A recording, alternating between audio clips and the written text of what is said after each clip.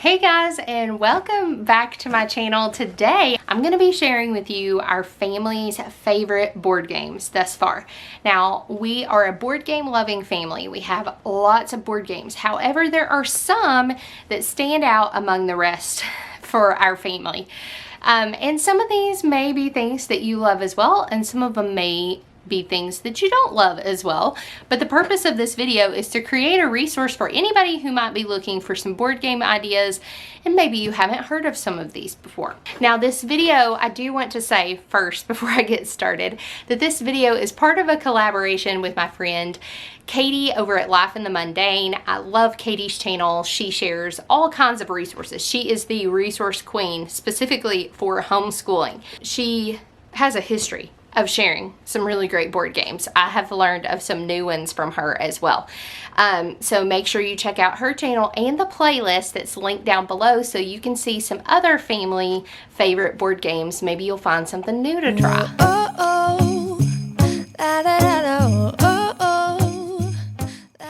Alright, so I asked my kids, if you're not familiar with my channel, I have 6 children. They are 6th grade and under, so all different ages, and these were kind of the games that stuck out among the rest. Now, I mostly have boys. I have 4 boys, one of whom is not old enough to play board games yet, but he tries. And then I have 2 daughters. So most of these board games are kind of the boys' favorites, but the girls enjoy playing them as well, and there are some that the girls really love. So I'm gonna start with an oldie but a goodie here. This is a very educational board game, and so I was actually kind of surprised that this was one of their top favorites, but it was especially Sophia's favorite. She is my 7-year-old. She is in 1st grade, and she absolutely loves this game. It's Sight Word Swat. It's, like I said, it's educational. They have these little swatters in here. You have someone call out a word, and the first person to swat it just gets the little fly. So this is always a favorite around here. Here's the little flies. And there's different levels of words. They're color-coded accordingly. And then there's some little fly swats. So this is definitely a favorite, and it's a bonus because it is a learning game. And you know, that's one thing I really like about board games is that actually pretty much every board game they're learning something, no matter what board game it is. The next one I want to share with you is another one that is educational, but it's under the guise of being really fun. And this one, what I like about this one is this is a single player game. So maybe you have a child who's an only child, and you're looking for some things that they can still play without having to have someone to play with them, or maybe just some independent quiet play games, which is what I use this for in our homeschool. This is something that I have them do as they're waiting on me to help them while I help another child, and it's educational, so that's like I said, a bonus. But this is Gravity Maze, and what they do is they have these cards in here. They choose a card, and it's leveled on difficulty. Okay, so one side has the solution, and one side has what the goal is, and it gives some of the pieces that they're supposed to use. So they have these balls, and then these different types of little pieces that they have to connect together on this board right here in order for the ball to drop down through the top and get to the exit in the right place. And if they get it right, then yay, they got that card and they move on to the next one. And if they didn't, then they try until they get it. And so this is one that is kind of popular around our house, and so I definitely would say it is one of our favorite board games in this house.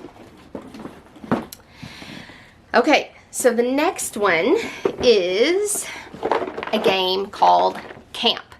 And this game is really cool because it's leveled.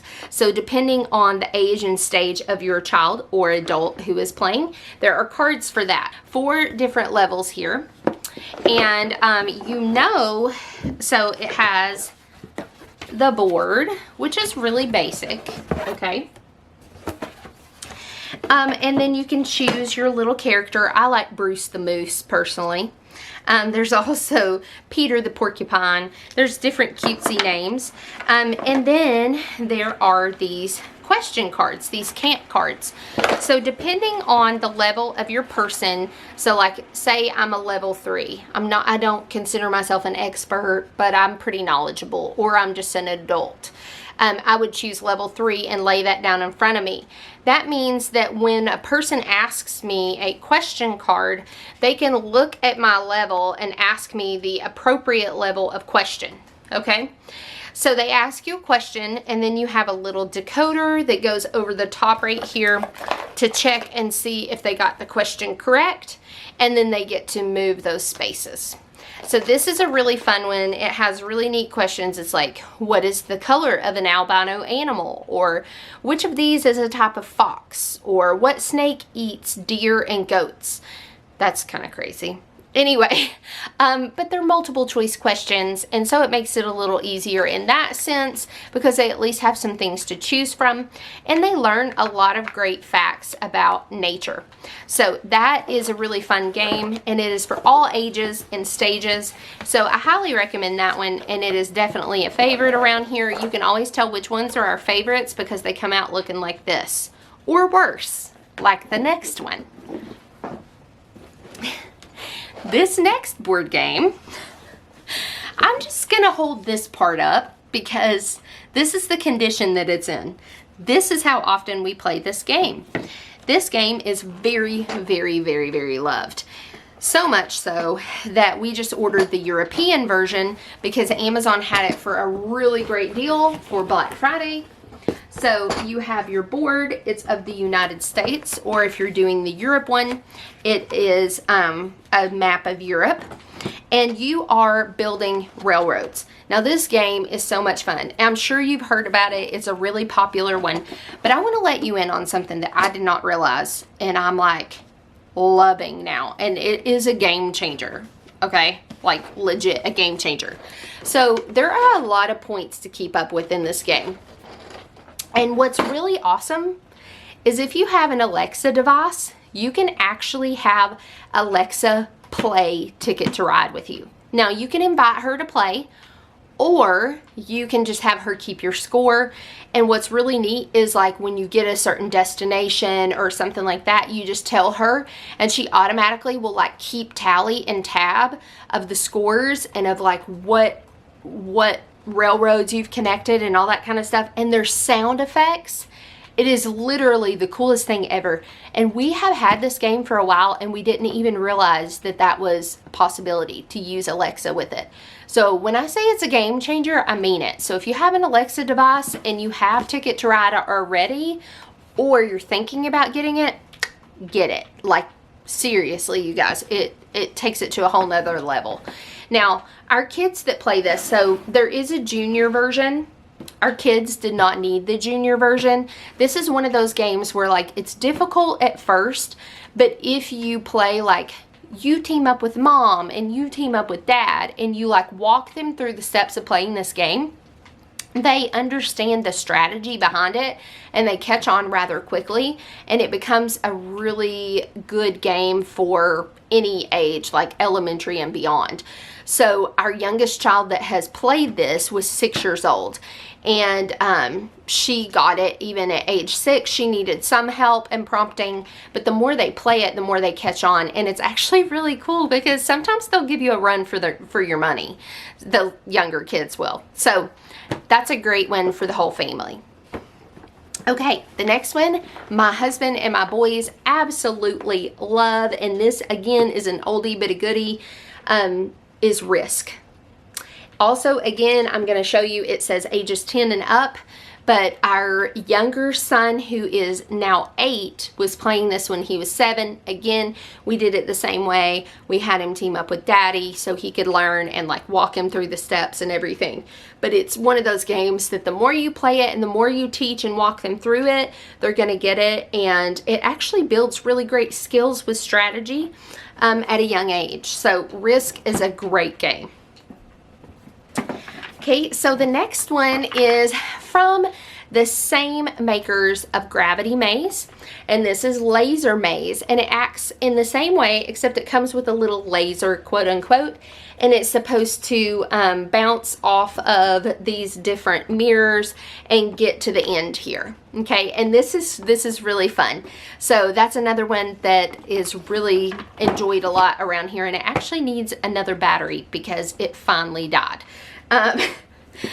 Okay, so this next one is not actually a board game. The last two I'm going to talk about are not actually board games. They are actually card games. Sleeping Queens.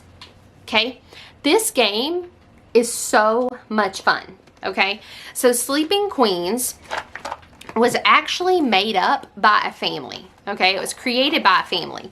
So I already love it because of that reason. I just think that that's so cool that this is like something that this family has done together. And so the whole thing behind Sleeping Queens is you have these queens these queen cards that you lay out in front of you, and there's like different cards that mean different things. Like there's knot cards and things like that, and like the little magic wand and things like that, you can wake a queen up, and you want to try to get a certain amount of queens to calculate a certain amount of points so that you win the game. So it's really fun. It sounds really simplistic the way that I just explained it, but that's basically what it is, and it's really, really fun. So this is a really good one. I'm trying to see, so they have it for ages 8 and up. Again, my daughter, who's 7, plays this just fine. Her and my 8-year-old son play this by themselves a lot. They really, really love this. So, and it is 2 to 5 players, and it takes about like 15 or 20 minutes to play a round of this.